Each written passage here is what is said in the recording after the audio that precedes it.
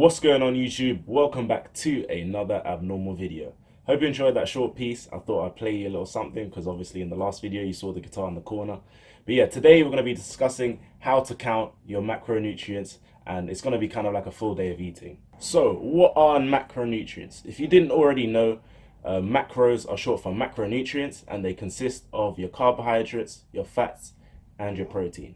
For this video, I'm going to be using my own small little weighing scale just to adjust and count the amount of grams that I'll be eating during the day. So if you have access to one, or if you don't have one, you can buy them online. They're really cheap. It will be useful to have so you can fully understand and get the most benefit out of this video. Also, alongside that, you may want to download myfitnesspal.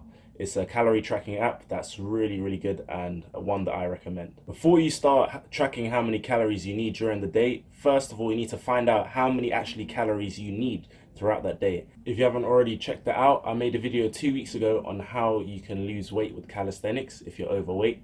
So what I do throughout that video is show the step-by-step process on how to work out your maintenance calories. Again, I'll leave the link in the description below for the online calculator. Alternatively, this is why it's important to try and use myfitnesspal. With myfitnesspal, you can plug in a number of different factors such as your age, height, weight, etc., and it will work out your maintenance calories that you need throughout the day. Alright, so once we figured out how many calories we need during the day, so our maintenance calorie needs, we can then decide whether we want to bulk or whether we want to cut. And now this part of the video is going to involve a lot of basic maths. Don't worry if you're not a fan of numbers, I'm going to try and break it down for you, yeah? I've got you, okay? I got you.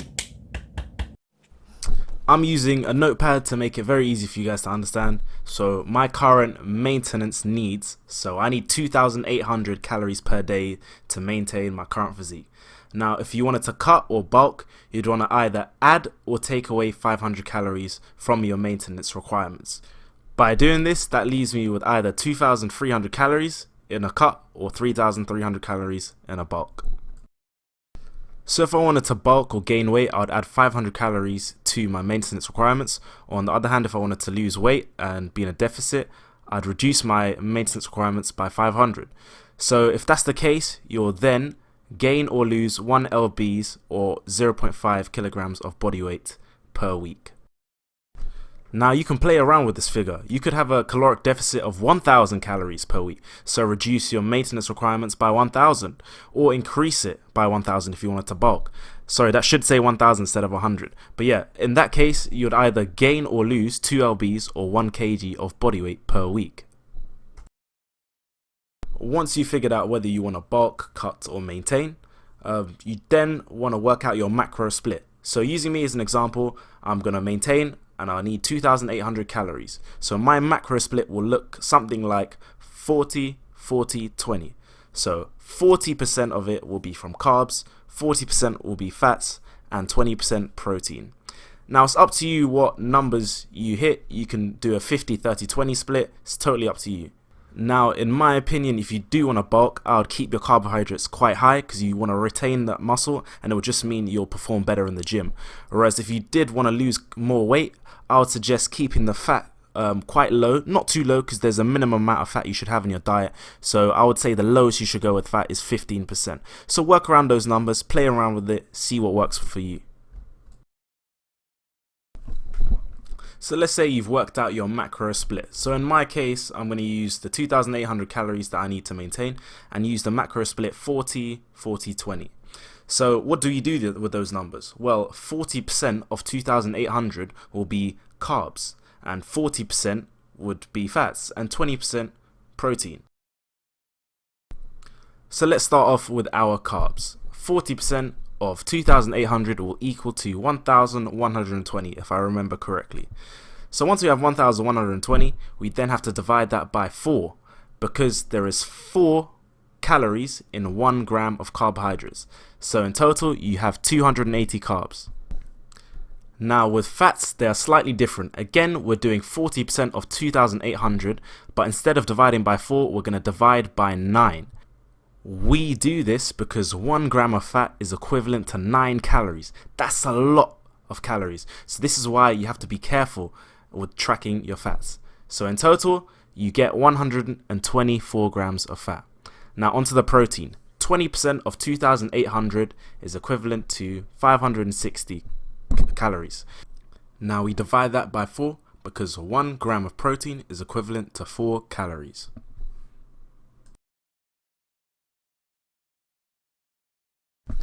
So now we know the macro split when we're maintaining. What about if we're cutting, if we want to lose weight? Again, we take our maintenance needs, so in my example 2,800 minus 500, and that would mean that I would need 2,300 calories per day in order to lose 1 to 2 pounds of body weight per week. So first of all, before anything, we have to figure out the protein. So our protein requirements, in my opinion, I wouldn't go more than 1 or 1.5 grams of protein per pound of body weight. If you're in the UK like me and you're using kilograms, that's equivalent to 2 to 3 kilograms, 2 to 3 grams of protein per kilogram of body weight. Now, I'm not too fond of a very, very high protein diet, and especially if you're a big dude, it's a lot of protein and that costs a lot of money. So I usually always stick to 2 grams of protein per kilogram of body weight. So as you can see here, my personal preference would be to have 2 grams of protein per kilogram of body weight. So I'm 70 kg at the moment, roughly, and that would be equivalent to 140 grams of protein. So that's my daily caloric requirements of protein. It's 140 grams. So once you've worked out your protein requirements, we're then going to move on to the fats. So it's It's recommended that you take between 15 and 30% of fats. So I love my fats. I love my peanut butter. So I'm going to take the full amount, 30%.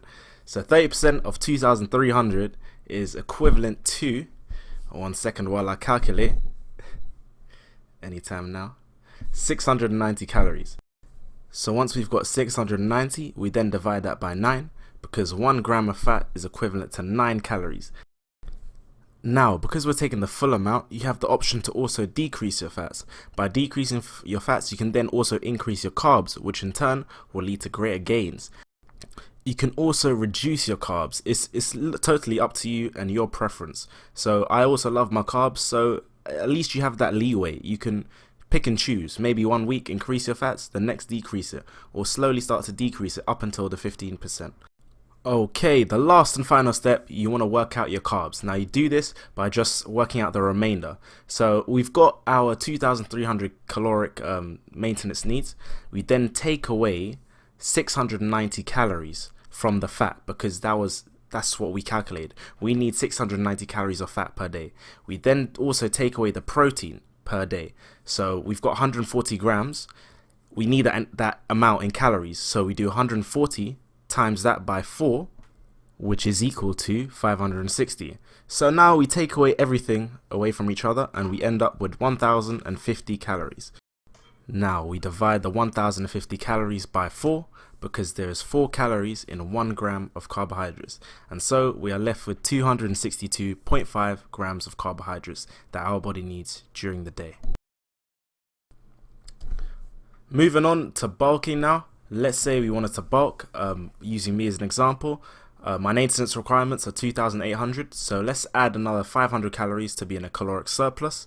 That means we would need to eat around 3,300 calories per day.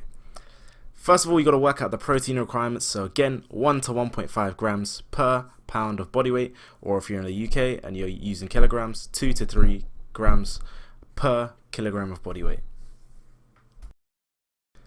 Now, even when it comes to bulking, my personal preference is not to exceed the 2 grams of protein per kilogram of body weight. There's no scientific study that suggests that a diet higher in protein leads to greater gains. So for me personally, I stick to the 2 grams of protein per kilogram of body weight. Once we've worked out how much protein we need, we then move on to the fats. So it's recommended to have around between 15 and 30% of your caloric needs as fats.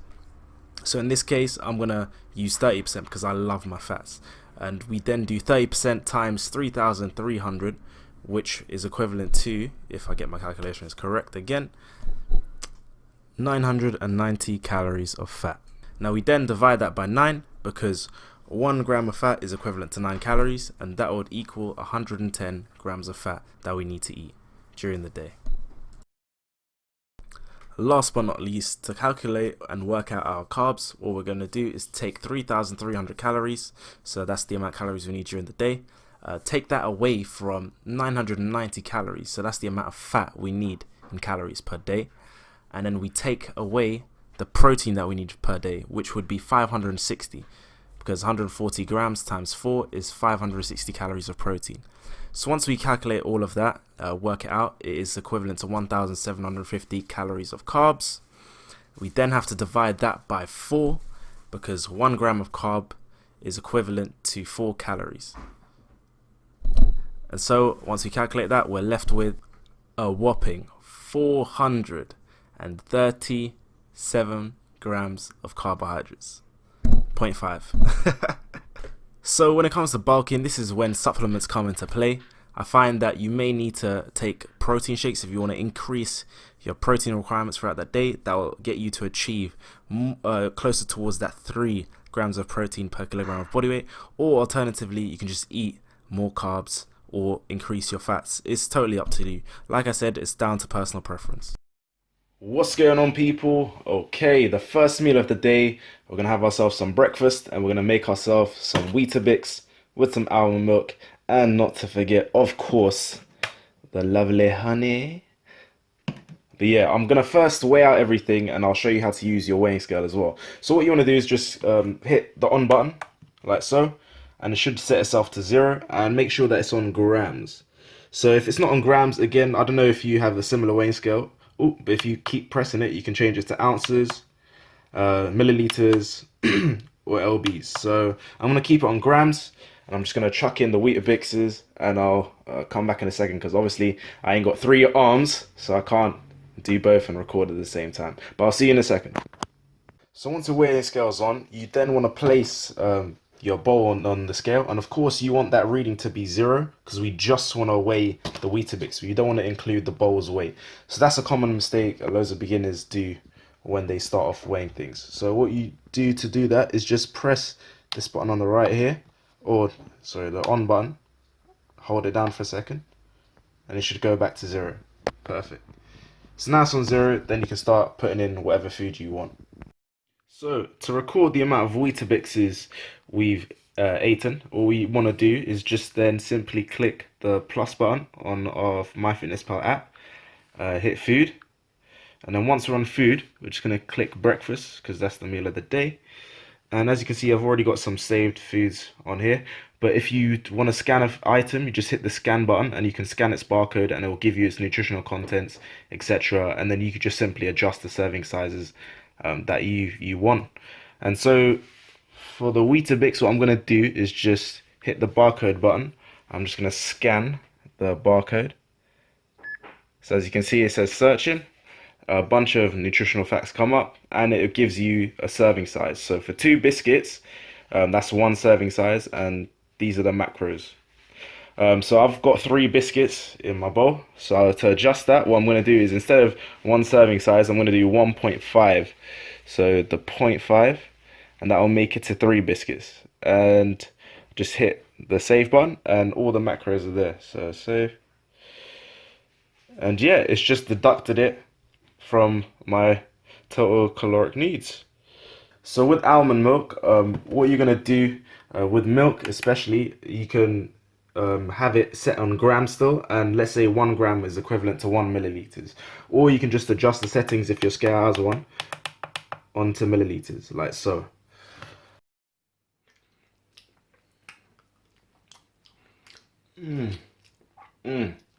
Sorry, I just got done eating the Weetabix. Oi, if you haven't tried it, oh la la la la la, trust me, Weetabix with honey, oh my god, it hits the spot. But anyways, that was a brief overview on how you can use myfitnesspal. A really great app to have. Plus, it has like all kinds of foods that you'll find in your local supermarket. So it's very, very easy to track and count your calories. But with that being said, I just wanted to make sure that you guys understand that you shouldn't get stressed with counting calories. Like it's not that deep. It's not that big of a deal. Like honestly, unless you're preparing for a bodybuilding contest, I wouldn't advise it. Like me myself, I don't really track my calories. I'm just showing you guys so you have an idea on what a serving size looks like, and like how you can actually measure food. Obviously, it's better for you to track calories and you'll see probably better results because you're actually measuring everything. But don't be too anal about it. Like literally, enjoy your life, enjoy the food that you eat, and enjoy training. That's the main thing, honestly. But with that being said, I hope you guys enjoyed the video. It's been your boy Ty from Abnormal Beings. Make those gains, yeah? And I'll see you in the next one, okay? Peace.